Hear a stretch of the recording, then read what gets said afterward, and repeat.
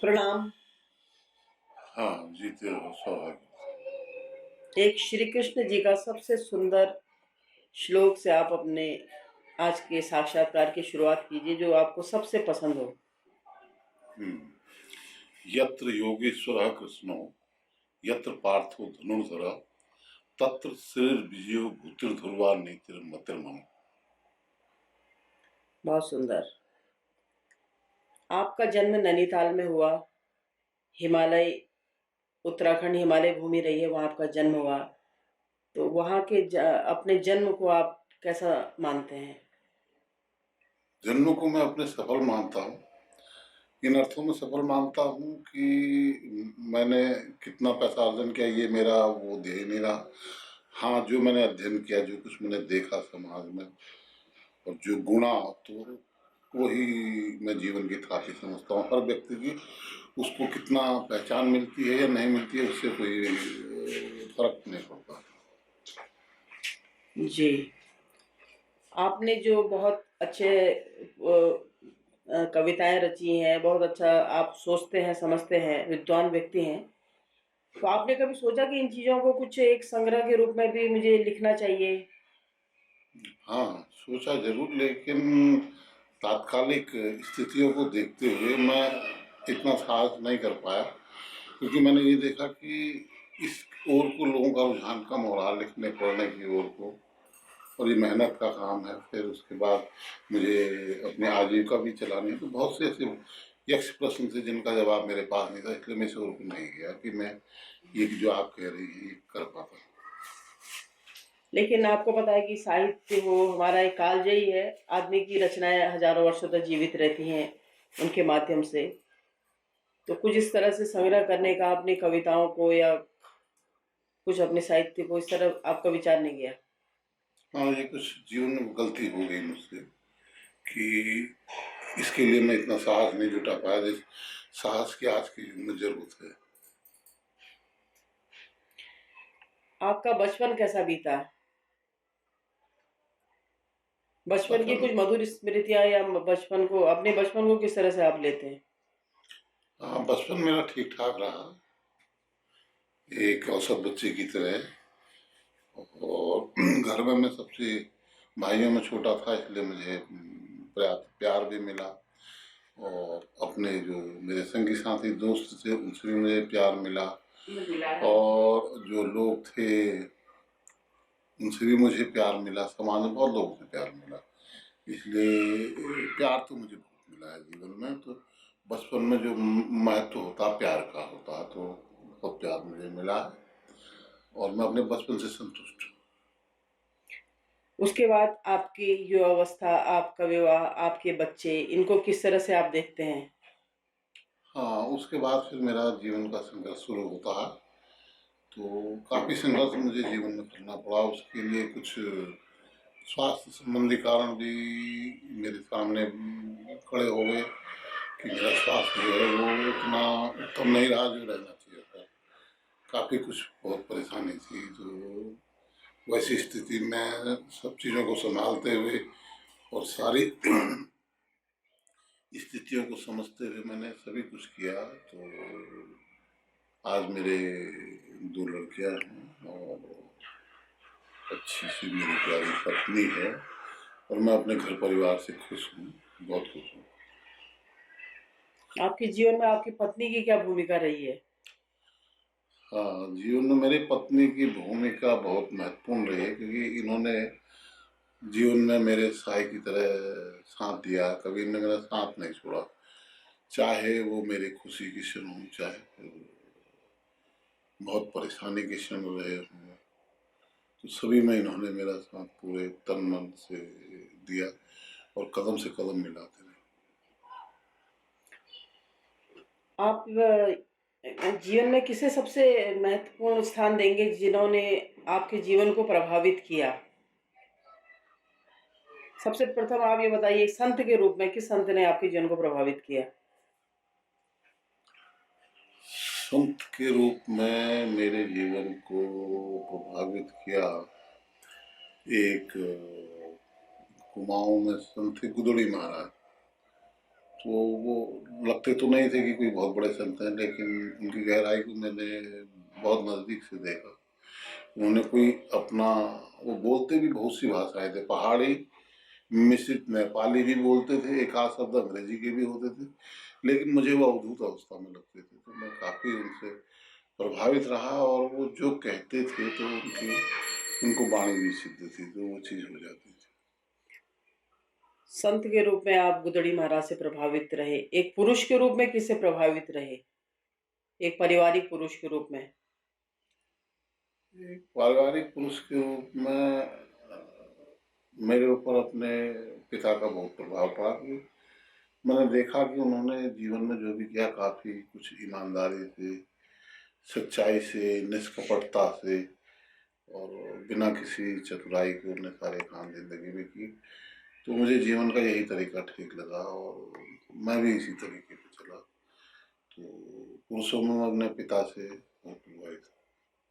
क्योंकि व्यक्ति सबसे पहले अपने घर परिवार से कुछ सीखता है या वहाँ से प्रेरणा लेता है, फिर समाज तो एक बहुत विस्तृत होता है, और विस्तृत समाज से कहीं से भी हम कुछ भी ज्ञान ले सकते हैं। लेकिन पारिवारिक अगर तौर पर मैं कहूँ तो महिलाएं कौन है जिन्होंने आपके जीवन को प्रभावित किया? हाँ, महिलाएं पहले सर्वप्रथम तो मेरी माँ ही है, कि जिसने मुझे प्रभावित किया, कि मैंने अपनी माँ को कभी आम महिलाओं की तरह नहीं देखा, कि जो केवल ईर्ष्या करे या इधर उधर की बातें मतलब वो करे। वो काफ़ी हद तक बहुत ज़्यादा धार्मिक थी, और कहीं कहीं पे अतिवाद से भी ग्रसित लगी मेरे को धार्मिक मामलों में। इतना ज़्यादा उनको धार्मिकता थी उनके अंदर। मैं कहता भी था कि आप इसको थोड़ा संभालने की कोशिश करिए, संयम में रखने की। तो काफ़ी कुछ उनके अंदर से मुझे मिला, और उन्होंने जीवन में मुझे काफ़ी कुछ साहस दिया। जब जब मैं संकटों से घिरा, मैं तो जीवन भर संकटों से घिरते रहा। तो जब तक वो जिंदा रही तो उन्होंने मेरे को संकटों से घबराने में बहुत नाराज होती थी। कहती थी फेस करके, यानी कि इनका सामना करो, और क्या कहते हैं, सब बाधाएं दूर हो जाएंगी। ऐसा कुछ नहीं है, भगवान का नाम लो, हिम्मत रखो, संकट आते हैं चले जाते हैं, इसलिए हिम्मत मत हारो। अभी आप स्वास्थ्य के रूप में थोड़ा अस्वस्थ हैं, तो हम्म। आप क्या मानते हैं, ये इस कर्मों का फल हमें वो मिलता है या हमारे पूर्वार्ध रहते हैं? किस रूप में आप उसको देखते हैं? ये एक बहुत दार्शनिक प्रश्न है, इसके बारे में कुछ भी कहना बड़ा मुश्किल होगा कि ये कर्म का फल होता है या क्या होता है, क्योंकि बहुत बड़े बड़े महान व्यक्ति भी, जैसे मैं इस समय कैंसर से पीड़ित हूँ, तो भाई हनुमान प्रसाद पोद्दार जी, और महर्षि रमन जी, और हमारे रामकृष्ण परमहंस जी, ये सभी इतने महान हस्तियाँ हैं कि इनका नाम लेना भी यानी कि सारे तीनों तापों को नाश करने वाला है। तो ऐसे महान पुरुषों को भी ये बीमारियां हुई, तो इसलिए है कि ये शारीरिक धर्म है। मैं तो ये मानता हूँ कि शरीर का धर्म है कि बीमार होना, ठीक होना, अच्छा होना, बुरा होना, काला होना, गोरा होना, तो ये सारे शरीर के धर्म। अगर इसके पीछे कोई ऐसा कर्म का सिद्धांत छुपा हुआ है, तो तब भी मेरे उत्तर में कोई अंतर नहीं पड़ेगा। क्योंकि ऐसा होता है कि अगर हम आग में हाथ लगाते हैं, चाहे हम होश हवास में लगाएं या बिना जाने सुने लगाएं, तो आग तो हाथ जला देती है। हो सकता है कि कभी किसी व्यक्ति से बचपन में, जैसे वो अष्टावक्र के बारे में कहते हैं कि उन्होंने एक वो छोटे से कीट को छेद दिया था, जिसकी वजह से वो अष्टावक्र बने, उनके पूरा शरीर वक्र वाला हो गया। तो मैं इसके बारे में ज़्यादा नहीं बोलूँगा, क्योंकि ये प्रश्न बहुत दार्शनिक प्रश्न है, तो इसको कोई संत महात्मा इसका उत्तर दे सकते आपके जीवन में कुछ ऐसी उपलब्धियां रही हैं जिन्हें आप कहेंगे कि हाँ, ये मेरी उपलब्धियां हैं? हैं। हाँ, तो संक्षिप्त रूप से कुछ एक आध उपलब्धियों का जिक्र करूँगा, कि जिन दिनों में पढ़ता था, वो उन दिनों ये उसका टाइम नहीं था ये गैस वगैरह का। तो एक कोई नेपाली जो, जिसने बोझ नहीं उठा पा रहा था और बोल भी नहीं पा रहा था, जो यानी कि किसी हद तक गूंगा भी था, तो जो और नेपाली भी जा रहे थे तो उनसे बड़ी मिन्नत कर रहा था कि आप इसको उठा दीजिए, इसको उठा दीजिए, थोड़ा मेरे कंधे में रखा दीजिए करके। तो सारे नेपाली हट मोजी कहीं का जाठा इस ढंग से कहते हुए आगे से निकल गए। तो मैं पढ़ता था उस टाइम में, मैं लकड़ी टाल की ओर को जा रहा था, लकड़ियों का टाइम था, गैस भी नहीं चली थी इस टाइम में।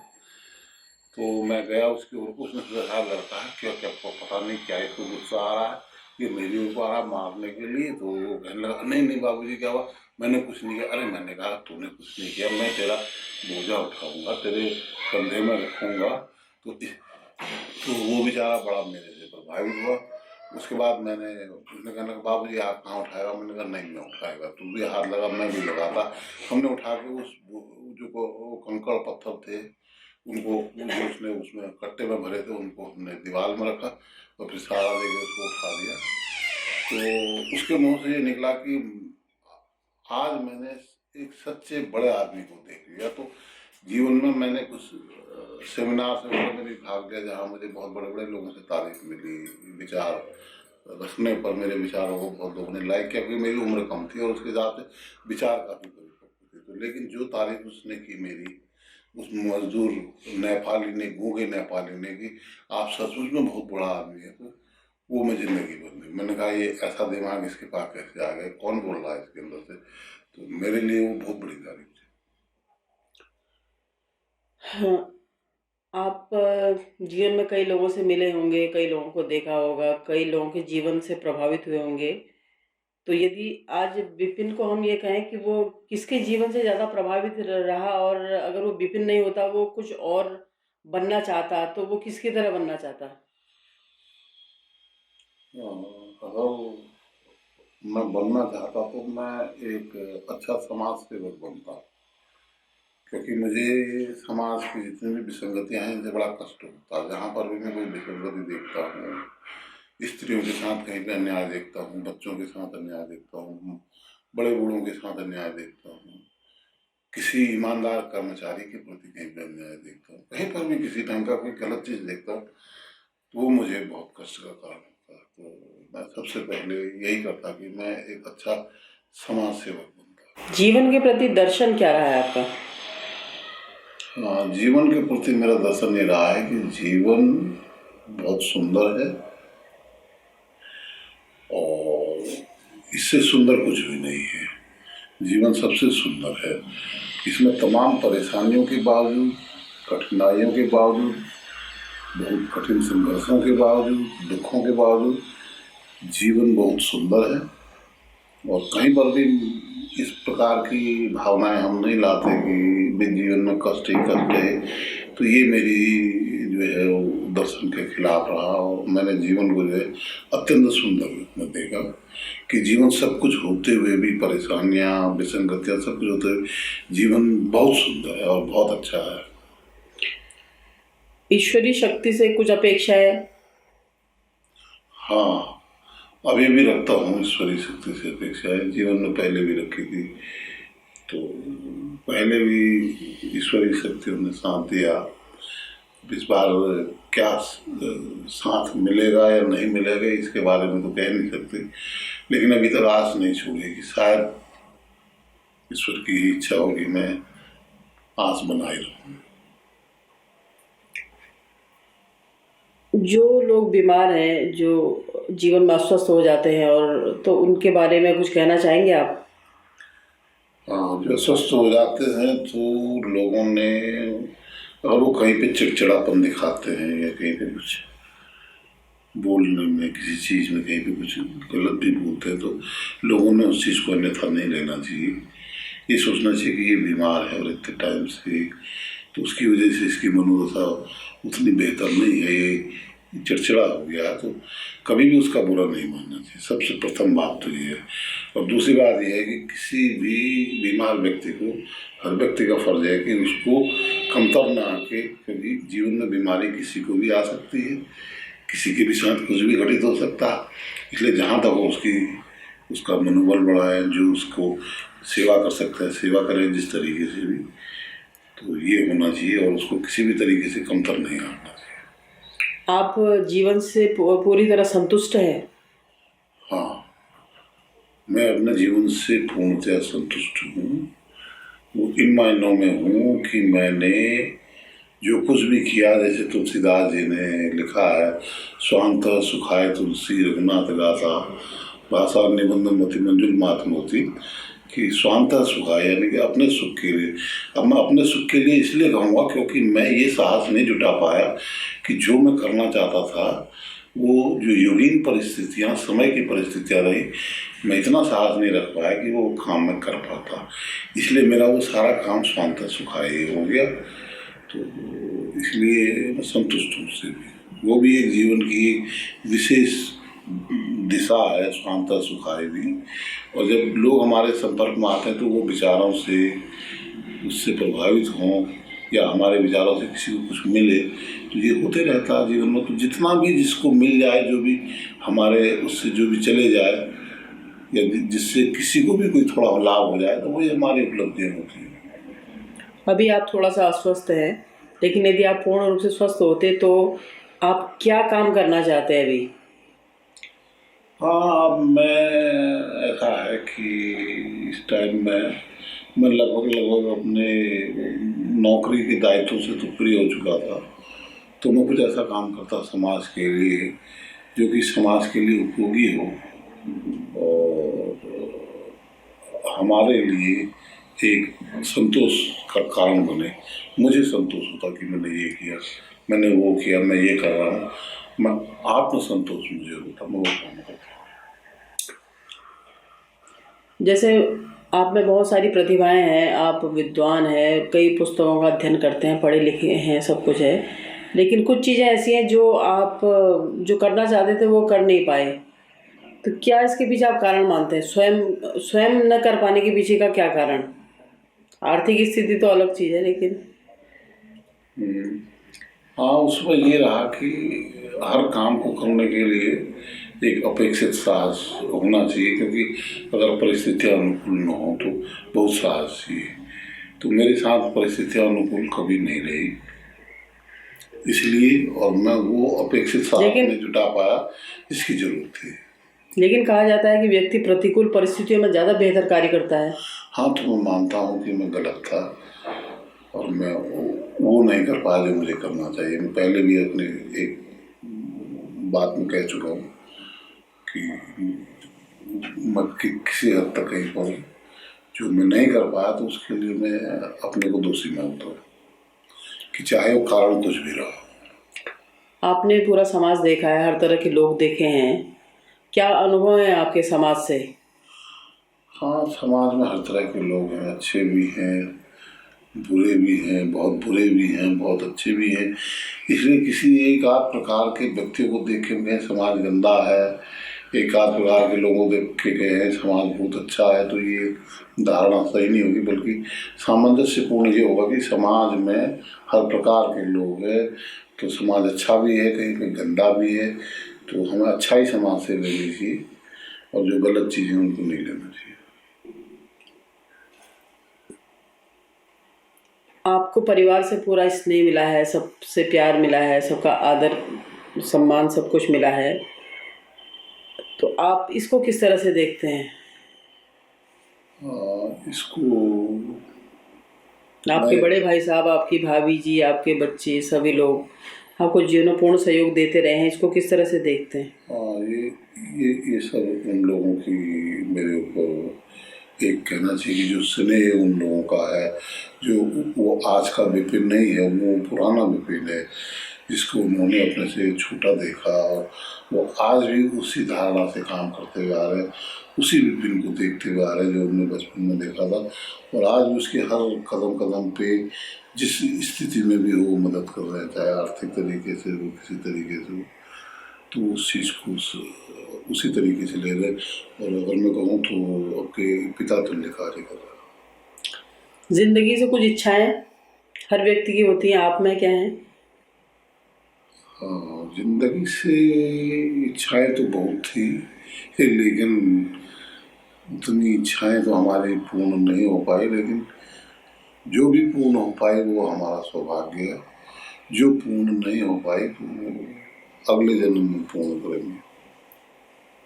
अभी क्या क्या कार्य आप करने की इच्छा रखते हैं कि आपको क्या ऐसे कार्य जिनको कार्य करने का आपका मन है कि आप उनको पूर्ण करें? एक तो ये है कि थोड़ा मैं लेखन भी करना चाहता हूँ, और लेखन में कुछ ऐसी चीज़ें मैं डालना चाहता हूँ जो अनछुए सब चीज़ें हो, जिन चीज़ों को आज तक किसी भी लेखक ने न छुआ हो, जो ऐसी स्थितियाँ हों, सामाजिक परिवेश से संबंधित हों, कहीं से संबंधित कुछ भी हो, तो ऐसे अनछुए पहलुओं को मैं छूना चाहता हूँ जिससे कि समाज को फायदा हो, लोग पढ़ें और लोगों में कुछ उससे उस साहित्य से लोगों में क्रांतिकारी बदलाव आए। आशाएं जीवन को बहुत आगे तक ले जाती है, लेकिन कभी कभी जीवन में निराशाएं भी छा जाती हैं। तो आपके जीवन में कभी ऐसा रहा कि आपको निराशाओं ने घेर लिया? हाँ, कई बार ऐसा हुआ कि निराशाओं ने मुझे घेर लिया, लेकिन मैं खुद नहीं समझ पाया कि इन निराशाओं से मैं कैसे बाहर निकला, क्या हुआ। तो ये भी एक चमत्कार था, क्योंकि परेशान मैं काफ़ी रहा, इसलिए इन निराशाओं से मैं फिर संघर्ष करते करते बाहर तो निकल ही आया, और मैं फिर उसी जोश खरोश से जुड़ गया जिस जोश खरोश से उससे पहले था। तो ये मेरे जीवन में हर आदमी ने देखा कि ये तो अभी ऐसा हुआ था, तो ये तो फिर वैसा ही हो गया। ये चीज़ मेरे अंदर है, अभी कैसे रही ये मैं खुद भी नहीं जानता। ईश्वर पर कितनी आस्था है आपकी? हाँ, ईश्वर पे मेरी आस्था उतनी ही है जितना कि मैं आपको अपने सामने देख रहा हूँ, उससे भी ज़्यादा है। ईश्वर मेरे लिए उससे भी ज़्यादा साक्षात है, और उससे भी ज़्यादा बलवान अस्तित्व है उसका, कि वो न दिखते हुए भी उसके अस्तित्व को नहीं मिटा सकते। इसके लिए बहुत से उदाहरण हो सकते हैं।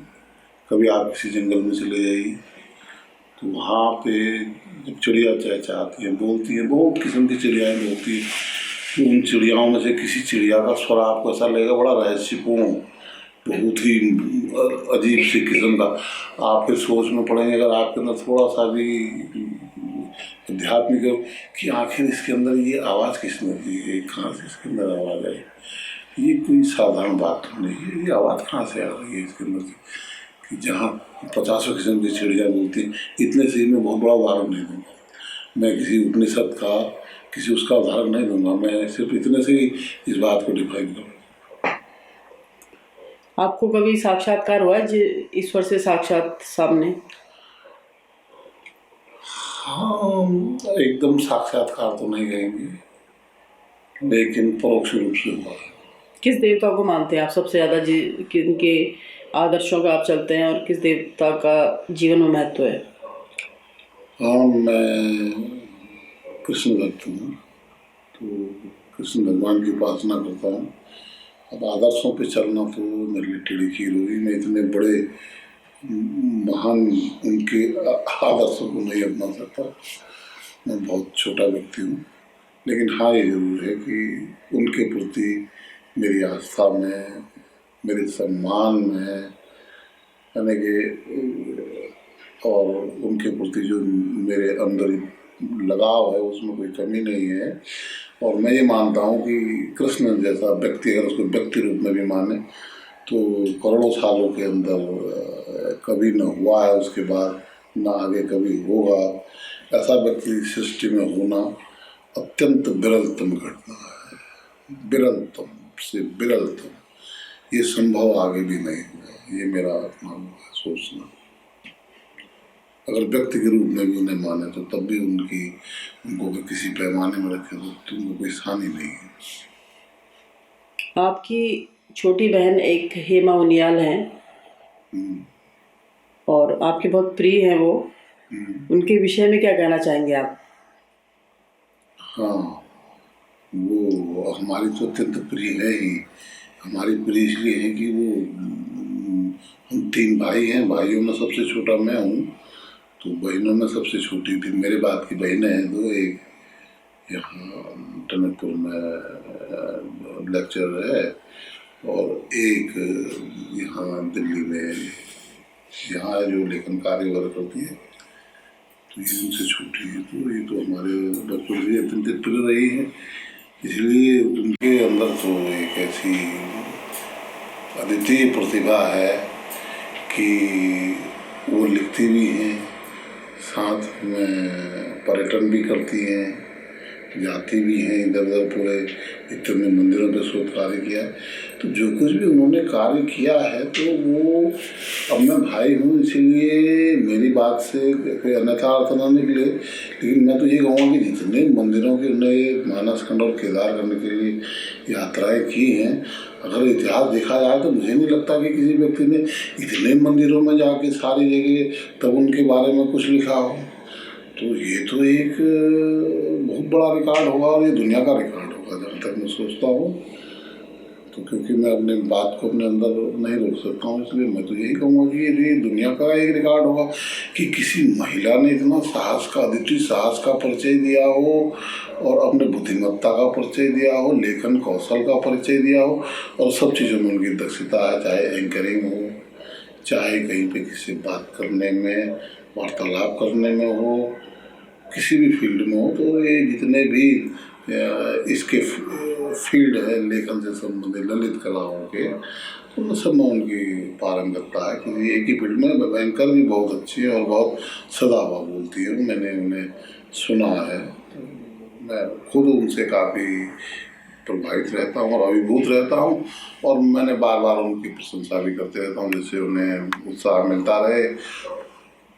तो वो ये मेरी बहन ही नहीं, वो तो सभी के लिए कार्य कर रही है, सभी की बहन है और समाज के लिए बहुत अच्छा कार्य कर रही है। जो कुछ भी कार्य उन्होंने किया है मंदिरों के ऊपर, इसके ऊपर, वो बहुत स्तुत्य प्रयास उनका है, बहुत बहुत सुंदर प्रयास है। मैं उसके खुले दिल से प्रशंसा। आपकी धर्मपत्नी जी गीता मटवाल जी हैं, जो संगीत विशारद भी रही हैं और गायन के क्षेत्र में बहुत अच्छा एक नाम है, होली गायन में बहुत अच्छी अद्वितीय प्रतिभा है उनके अंदर। उनके विषय में आप क्या कहना चाहेंगे? हाँ, वो एक बहुत अच्छी पत्नी होने के साथ ही साथ बहुत अच्छी गायिका भी हैं। और गायिका ये है कि उनके सुर में जो है वो सरस्वती का निवास है। जब वो बोलती हैं, जब वो गाती हैं, तो गाने में जो उनके सुर निकलते हैं तो लोग वाह वाह कर उठते हैं, क्योंकि बिल्कुल वही सुर उनके लगते हैं जो कि सुर बड़े बड़े गायकों के लगते हैं। तो लोग बल्कि कहते भी हैं उनसे कि आप कहाँ रहे, आप कहीं इधर ज्वाइन करते, कहीं आपने और जगह देखना चाहिए था, आपने कहीं फिल्मों में जाना चाहिए था, कभी इसमें जाना चाहिए था, लेकिन वो अपने आप से संतुष्ट है। और इधर ये होली गायन में उन्होंने काम किया, कुछ स्कूलों में उन्होंने संगीत शिक्षा दी, जैसे सेंट मेरी कॉन्वेंट में दी, बालिका में दी, और आजकल बच्चों के स्कूल में वो संगीत से सिखा है। तो वो जो कुछ भी अपने टैलेंट को इधर उधर फैला रही है, बहुत अच्छी बात है।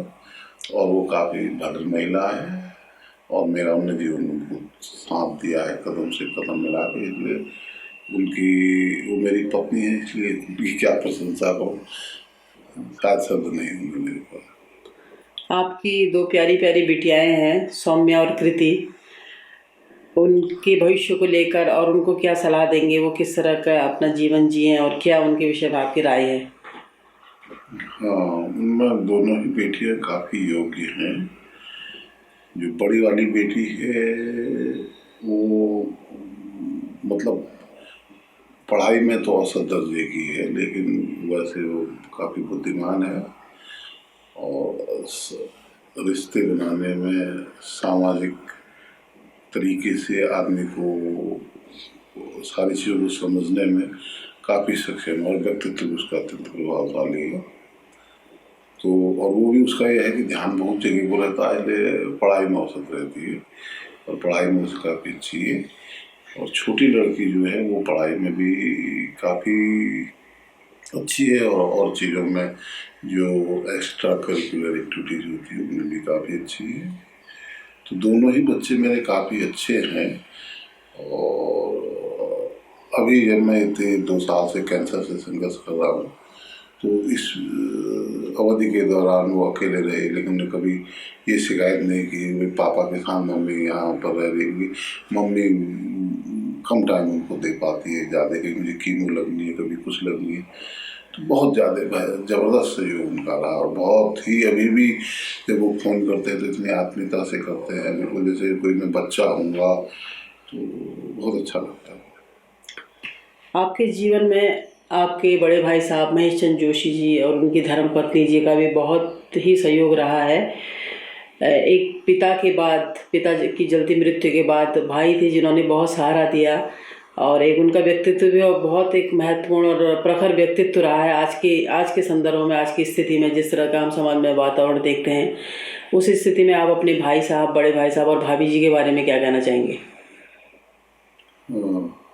भाई साहब का मेरे प्रति और सारे परिवार के प्रति बहुत अच्छा, शुरू से ही उनका सबके प्रति बहुत अच्छा व्यवहार है।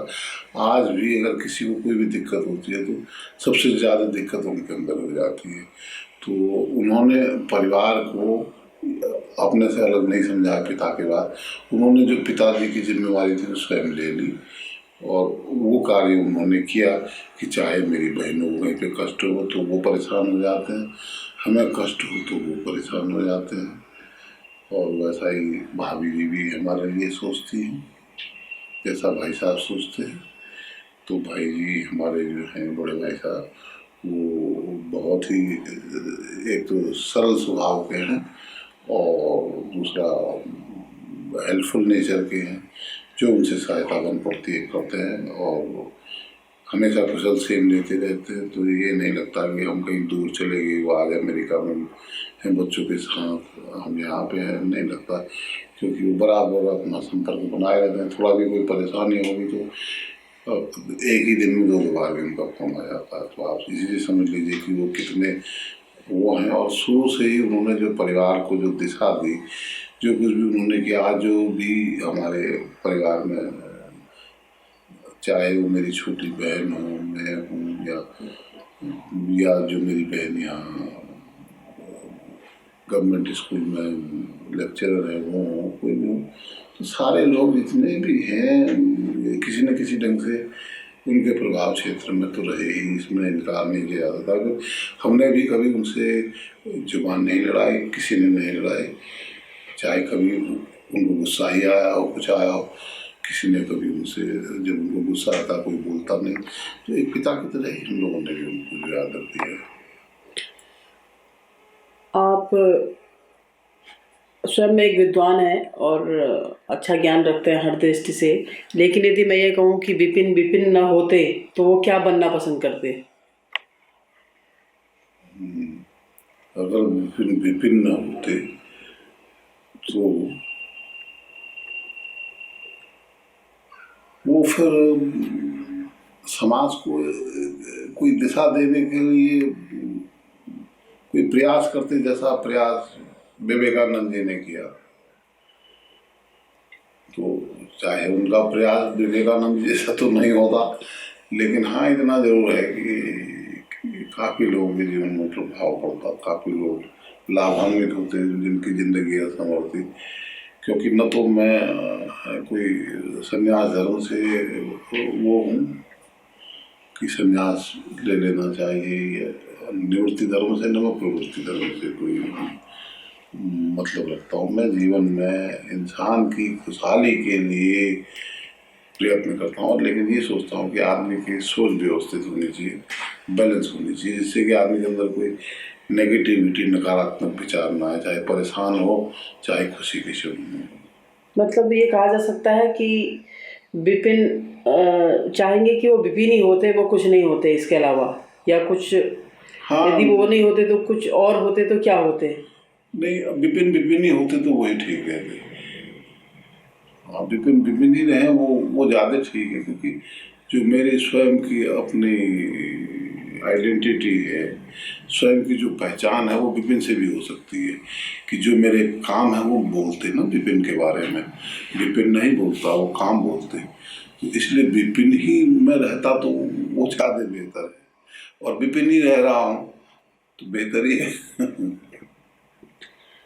तो अंत में ये कहा जाए आपके पूरे विचारों को सुनने के बाद कि आप अपने जीवन से पूरी तरह संतुष्ट हैं, लोगों से, समाज से, हर दृष्टि से आप संतुष्ट हैं, कुछ और कहना चाहेंगे इसके अलावा? हाँ, मैं संतुष्ट हूँ। हाँ, ये ज़रूर मैं कहना चाहूँगा कि कुछ कभी कभी ऐसे यक्ष प्रश्न हमारे जीवन में होते हैं कि जिनका उत्तर हमको नहीं मिलता। तो मुझे भी इस बार अभी नहीं मिला है कि मैं 2 साल से कैंसर से जूझ रहा हूँ कि नहीं, मैं कैंसर को जीतूँगा, मैं इससे फाइट ले लूँगा, मैं बिल्कुल ठीक हो जाऊँगा। लेकिन मैं नहीं जानता हूँ कि क्या होने वाला है। तो ये एक बहुत बड़ा यक्ष प्रश्न है। ऐसे यक्ष प्रश्न है शायद हर मनुष्य के जीवन में आएंगे। तो यही ईश्वर है। लेकिन आपके व्यक्तित्व को देखकर और आपके विचारों को देखकर हमें पूरा भरोसा है कि आप इस जंग को जीतेंगे और हम दोबारा इसी तरह आपका एक और अच्छा सा इंटरव्यू लेंगे उस जंग को जीतने के बाद, कि उसके बाद आपने जो जंग जीती उसके बाद आपका फिर और समाज के प्रति, लोगों के प्रति, अपनों के प्रति क्या रुख रहा। तो आज आपने हमें समय दिया और एक बहुत अच्छे आपके विचारों से हम रूबरू हुए। हमारी ओर से आपको हार्दिक शुभकामनाएं। आप जल्दी स्वस्थ हों और दोबारा हम आपका पुनः एक इंटरव्यू ले सकें। धन्यवाद। धन्यवाद हेमा जी, बहुत बहुत धन्यवाद कि आपने इतने बीमार आदमी को इस काबिल समझा कि इसका इंटरव्यू लिया जाए। तो मैं शिरकत कर दूँ। आपका हृदय से धन्यवाद। एक श्लोक के साथ आप अपना ये एक बहुत अच्छे श्लोक के साथ जो बीच में दूनागिरी माई जी आई थी जो आपने सुनाया था, एक उस तरह के श्लोक के साथ मैं चाहूँगी कि आप अपनी बात को विराम देंगे। स्थित प्रज्ञस्य का भाषा किमासीत ब्रजेत, ये गीता का है। इसका भावार्थ भी बता दीजिएगा। स्थित प्रज्ञस्य का भाषा किमासीत ब्रजेत किम प्रजाहाति यदा कामान सर्वान् पार्थ मनोगतान् आत्मनैव आत्मतुष्ट स्थित प्रज्ञस्य उच्यते।